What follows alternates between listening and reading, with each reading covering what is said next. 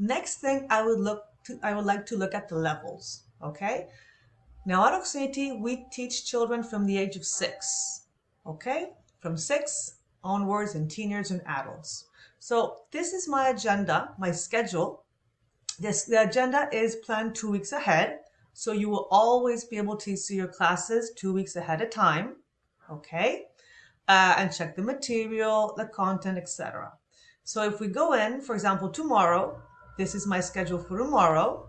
Okay, the time, the duration of the class, and under the duration, there's a little code that indicates the level. Now, the levels, I said, start with children. It's indicated with a K, all right?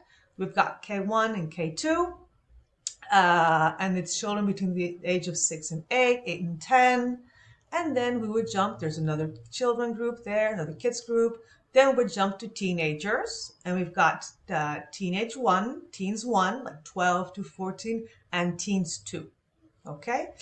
I can't see an example here, but don't worry, because all the content, as we'll see in the material, is based on that level.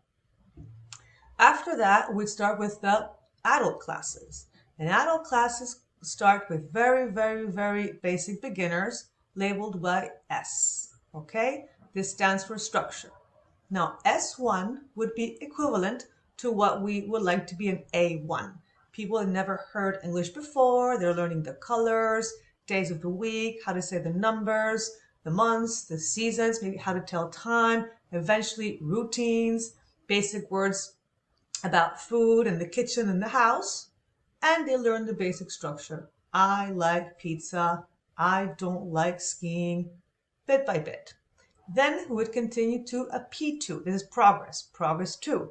This stands for an A2, and these people already understand very simple language. They can produce very simple sentences, but they're still struggling.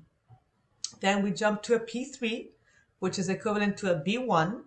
Now these people already can understand basically everything. They can communicate an okay level about things that they're related to, but still make considerable amounts of mistakes. Then we would jump to a P4. The P4 would be the B2.